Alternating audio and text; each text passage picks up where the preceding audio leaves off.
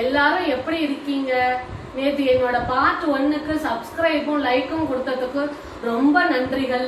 இன்னைக்கு பார்ட் 2 சுந்தரகாண்டம் பார்க்க போறோம்.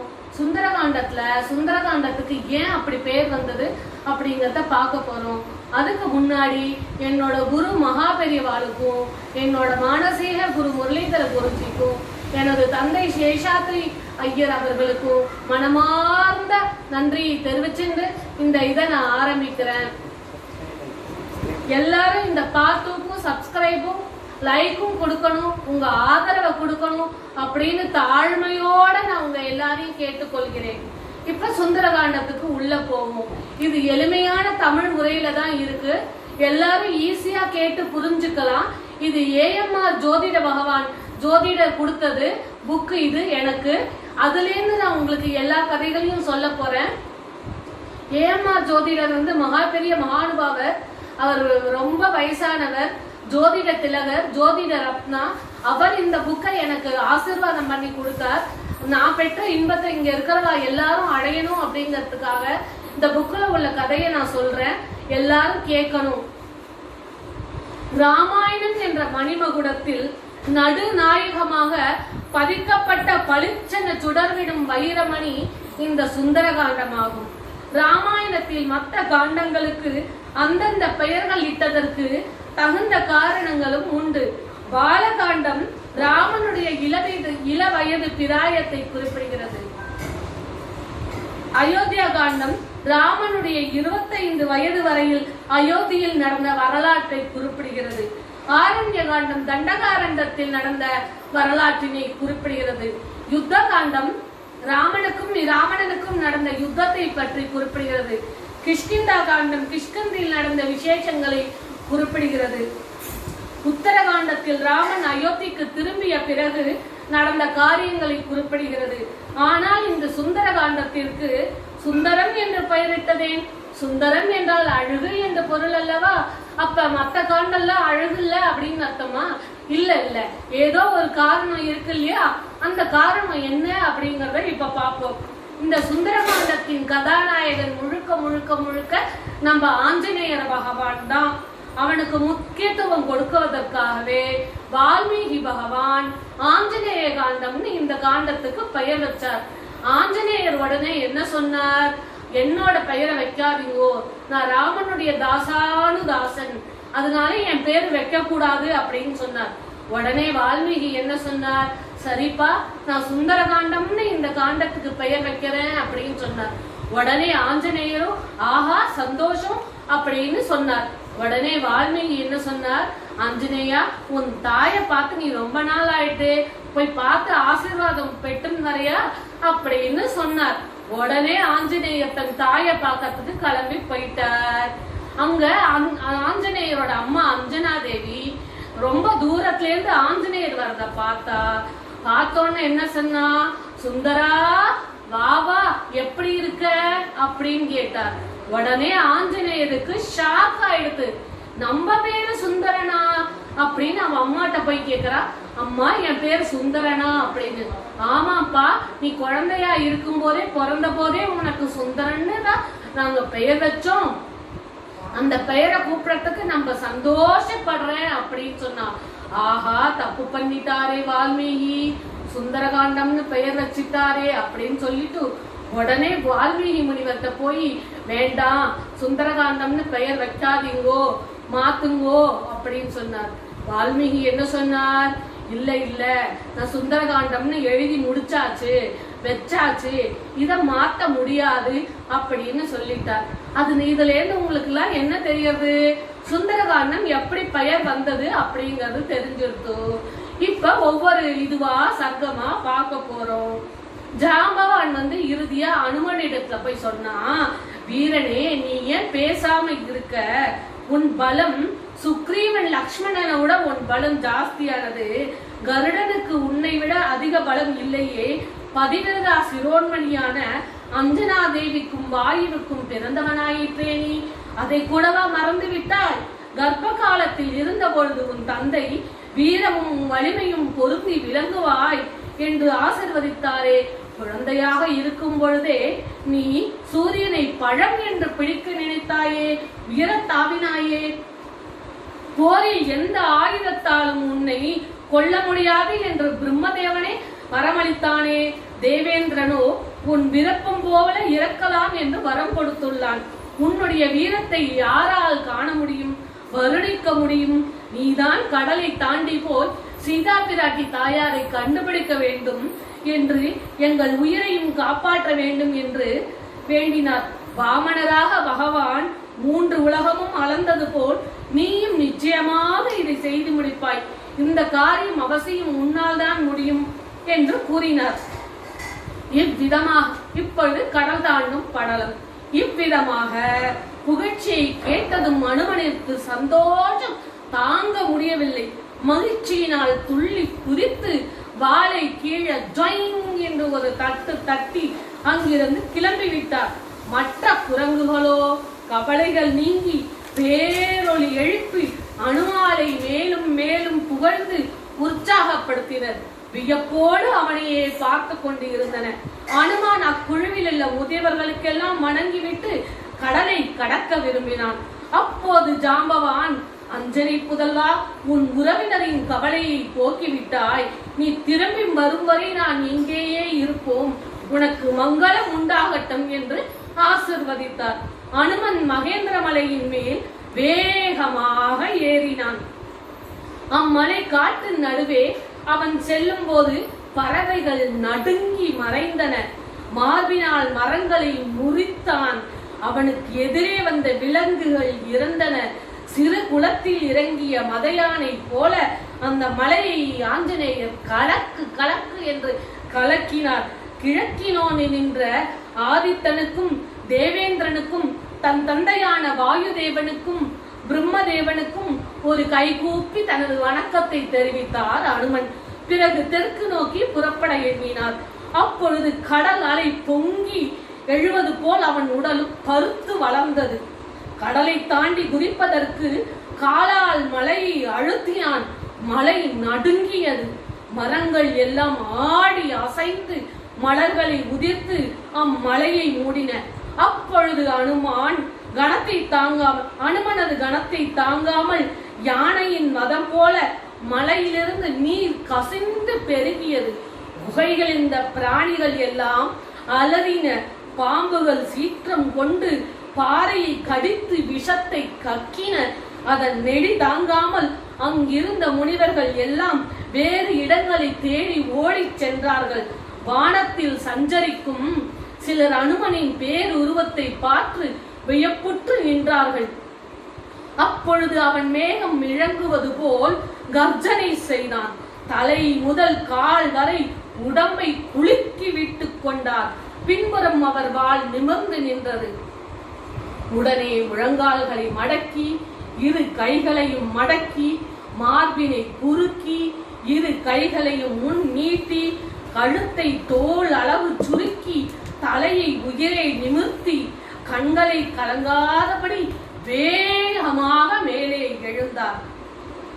அந்த வேகத்தில் மலையில் இருந்த மரங்கள் சிதறி நாலா பக்கமும் விழுந்தன. சில மரங்கள் வழியனுக்கும் உறவினர்களைப் போல அனுமானுடன் சிறிது தூரம் கூடவே சென்று வந்தன. வானத்தில் செல்லும் அவனுடைய கைகள் மலை உச்சியில் நீண்டு விளங்கும் 5 தலை நாகம் போல் விளங்கின. அவன் அப்படி போகும் பொழுது அவனுடைய 2 புருவங்களும் உராய்ந்த காற்று வேகத்தால் கடல் கொந்தளித்து எழுந்தது.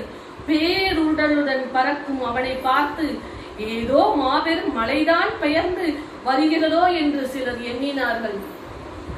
தேவர்கள் மலர் மாறி பொழிந்தார்கள். முனிவர்கள் புகழ்ந்தார்கள். காந்தவர்கள் போற்றி பாடினார்கள்.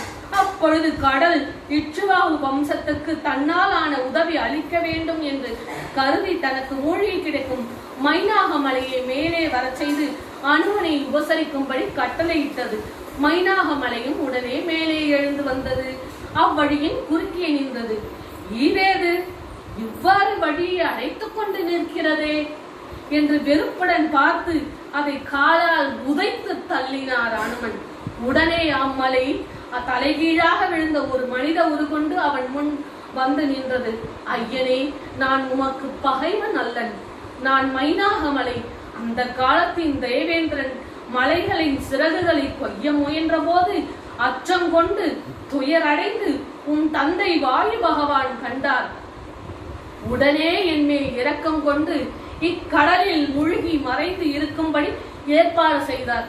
அன்று அவர் செய்த உபகாரத்திற்கு இப்பொழுது ஓர் உதவி செய்ய விரும்புகிறேன்.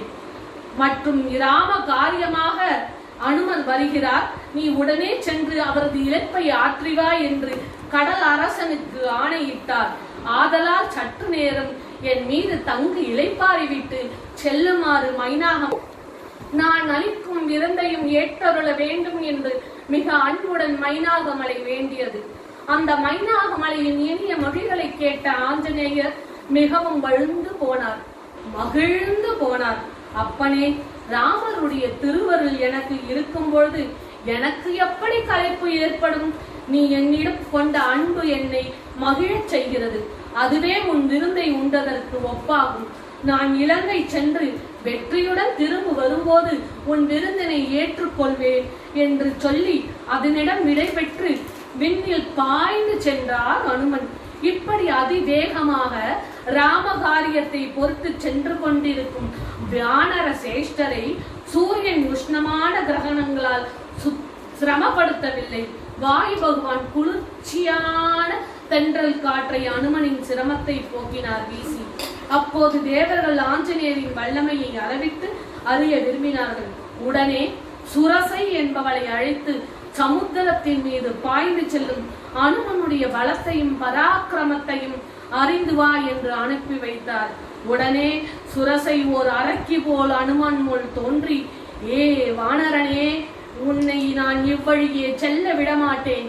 நீ போவதானால் என் வாயினுள் புகுந்து தீ போன்று பற்றி எரியும் என் பசிப்பிணியை தீக்கிவிட்டு போய் என்று பெருங்குடல் எடுத்து முழங்கினார்.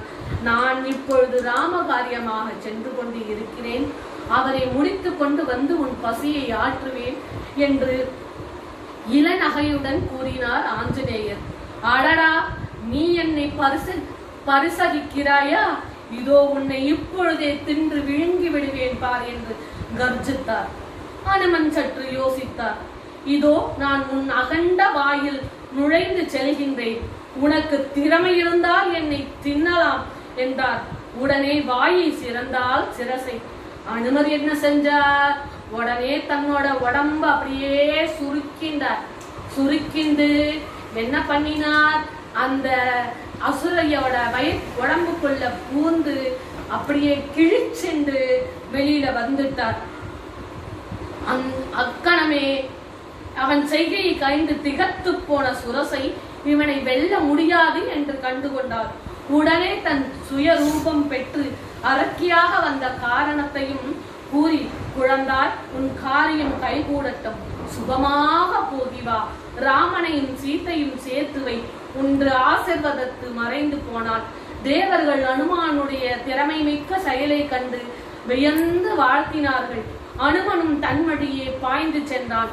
மற்ற எவராலும் தாண்ட முடியாத வருணனுக்கு இருப்பிடமான அக்கடலை கடந்து விண்ணின் கருடலை போல் அதிவேகமாக சென்று கொண்டிருந்தான் அனுமன். எவ்வண்ணம் வெகு தூரம் விண்ணை கடந்து கொண்டிருந்த பொழுது வழியில் இருந்த சிம்மை என்ற அரக்கி நினைத்த ஒருவை பெறக்கூடியவள் ஆதலால் தன் உடலை வெகுவாக வளர செய்து கொண்டு, எவ்வளவு நாளாக உணவில்லாத எனக்கு இந்த பெரிய ஜந்து வலுவில் வந்து கிடைக்கிறதே என்று மாருதியின் நிழலை பிடித்து இழுக்கத் தொடங்கினாள். திடீரென்று தன் வேகம் குறைவதைக் கண்டு எதுவும் தோன்றாது மயங்கினான் அனுமன். அப்போது கடலில் இருந்த ஒரு பெரிய 5 எழுத்து நிற்பதை கண்டான். நான் விரைந்து செல்லும் காரியத்தை அறியாமல் என் வேகத்தை தடுக்கிறாயே, நீ யார் என்று கேட்டார். என்னை தேவர்களும் காலனும் கூட என் பெயரை கேட்ட மாத்திரத்தில் அஞ்சி நடுங்குவார்கள். நீ என்னை ஒரு பெண்பால் என்று எண்ணி அதட்டுகின்றாயே, இதோ உன்னை விழுங்குகிறேன் பார் என்று முழங்கி நீண்ட பற்களுடைய தன் அகன்ற வாயை பாதாளத்தை போல திறந்து ஆஞ்சநேயரை விழுங்க ஓடி வந்தாள். அவளுடைய உடல் பருமனையும் பெரிய முகத்தையும் திறந்த வாயையும் உயிர் நிலையையும் உற்று பார்த்த அனுமன் மகாபலவானும் வஜ்ராயத்தை போன்ற வலிமை உடையவனானால் திடுக்கென தன் உடலை சுருக்கி கொண்டு அவள் வாயினுள் புகுந்தாள். பருவ காலத்தில் முழு நிலவை ராகு விழுங்குவது போல அவளுடைய வாயில் அனுமன் நுழைந்ததை தேவர்கள் ஆச்சரியத்துடன் பார்த்து கொண்டு இருந்தார்கள். மனோவேகத்தை உடைய மாருதி அவளுடைய உயிர் நிலையை தன் கூர்மையான நகங்களால் பிளந்து விட்டு அந்த வாயை மூடுவதற்குள் அதிவேகமாக வெளிப்பட்டு விட்டார். தன் பார்வையாலும் தைரியத்தாலும் சாதுரியத்தாலும் இப்படி அவளை வென்று மறுபடியும் உடலை வளர்த்து கொண்டான். இந்த சிங்கை இதயம் பிளந்து கதறிக்கொண்டு கடலில் விழுந்ததை கண்ட விண்ணவர்கள், ஹே ஆஞ்சநேயா, பயங்கரமான காரியத்தை செய்தீர். இந்த மகாபலமுள்ள சிங்கை அலட்சியமாக கொண்டீர். நீர் எடுத்துள்ள காரியத்தை நல்லபடியாக முடித்து வாரும். உம்மை நுட்பமான பார்வையும் தைரியமும் பொருள்களை உண்மையும் அறியும் புத்தியும் திறமையும் யாருக்கு உள்ளதோ அவரே தன் காரியங்களில் வெற்றியடைவார்கள் என்று கொண்டாடினார்கள். வழியில் குழுக்கிட்ட சிரசை சிம்மை வெற்றி பெற்ற நற்குணத்தால் நற்சகுனத்தால் தான் எடுத்த காரியம் கைகூடும் என்று மகிழ்ச்சி அடைந்து அனுமான் கருடனை போல் விண்ணில் பாய்ந்து சென்றான். மேலும் தாவி செல்ல தொடங்கி இம்மாக்கடல் நம்ம தெரிவித்த அளவை காட்டிலும் சற்று அதிக பரப்பளவை உள்ளதே என்று வழியில் வரும் துன்பங்களும் பலவாயுள்ளன. எனினும் நாம் விரைவாக இலங்கையை அடைந்து விட்டோமானால் இவ்வித துன்பங்கள் அணுக அல்லவா? எனினும் எவ்விதமான இடையூறுகளும் நேராதிருக்க ராமபிரானது திருநாமத்தை உச்சரித்து கொண்டே செல்வது நல்லது என்று ராமநாமங்களை சொல்லியவாறு ராமா ராமா ராமா ராமா என்று வேகத்துடன் சென்று கொண்டு இருந்தார். அக்கறைக்கு அண்மையில் 4 பக்கங்களும் பார்க்கையில் 100 யோஜனை தூரத்தில் முடிவில் காடுகள் தோன்றின. விண்வெளியாக போய்கொண்டிருக்கையில் மரங்கள் அடர்ந்த அழகான இலங்கை தீவையும் மலை அடிவாரத்தை சேர்ந்த காடுகளையும் கடலையும் அதன் கரையில் உள்ள சதுப்பு நிலங்களையும் அங்கு வளர்ந்திருந்த மரகுலையும் திரைகூட மலையில் இருந்த ஆறுகள் பாய்ந்து வந்து கடலில் விழும் இடங்களையும் நன்றாக பார்க்க முடிந்தது. பிறகு பெரிய மேகத்தை போல விண்ணை மறைக்கும் தன் தேகத்தை பார்த்து, இப்படி போனால் எல்லாரும் பயந்து விடுவார்கள் அல்லவா? என் வேகத்தை ஆதலால் என்னை யார் என்று அறிய முயல்வார்களே என்று யோசித்தான் அனுமன். உடனே மோகம் தீர்ந்த ஆத்ம ஞானியை போல் தன் உடலை சுருக்கி கொண்டு தன் உருவத்தை சுருக்கி கொண்டார். அப்போது அனுமன் மகாவிஷ்ணு திருவிக்ரம அவதாரத்தை எடுத்து பலி சக்கரவர்த்தியின் பலத்தை அபகரித்து மறுபடியும் வாமன உருவெடுத்து நின்றது போல விளங்கினார். பிறகு இலங்கை கடற்கரை ஓரமாக உள்ளதும் பசுமையான சோலைகள் நிறைந்ததுமான பவளமலையை கண்டு அதில் பாய்ந்து நின்றார். சற்று நேரம் இளைப்பாரி கொண்டு கண்களை கீழ் நோக்கி செலுத்தி பார்த்தான் அனுமன். இலங்கை மாநகர் தெளிவாக திறந்தது. ஆஹா, என்ன அழகு! தேவர்கள் வாழும் பொன்னகரமாகிய அமராவதியும் இந்த இலங்கையை ஒத்தொரிக்கும் என்பது இழிவானதே ஆகும். உலகம் முழுவதையும் தன் ஆணையின் கீழ் ஆட்சி புரிகின்ற ராவணன் இந்நகரத்திலிருந்து வாழ்வதே அதனினும் அது அழகானது என்பதற்கு சான்றாகும் என்று அனுமன் எண்ணி வியந்தான். அப்பொழுது அவன் எண்ணமெல்லாம் ராமனிடம் சென்றது. சீதையை பிரிந்து வாடும் அவன் சோகமயமான முகம் அவன் மனக்கண் பளிச்சிட்டது. எப்படியும் சீதா பிராட்டியை தேடி கண்டுபிடித்து அந்த நற்செய்தியை அவரிடம் தெரிவித்து அவருக்கு மகிழ்ச்சியை ஏற்படுத்த வேண்டும் என்று ஆழ்ந்த பெருமூச்சு விட்டான். முதல் இது முடிந்துவிட்டது. கேட்ட அனைவர்களுக்கும் எனது நன்றியை தெரிவித்துக் கொள்கின்றேன். மீண்டும் ஒரு முறை உங்களுக்கு நினைவு கூறுகின்றேன், தயவு செய்து இந்த சேனலை சப்ஸ்கிரைப் பண்ணுங்கள், லைக் பண்ணுங்கள். பார்ட் 3 நாளை தொடரும். நன்றி, வணக்கம்.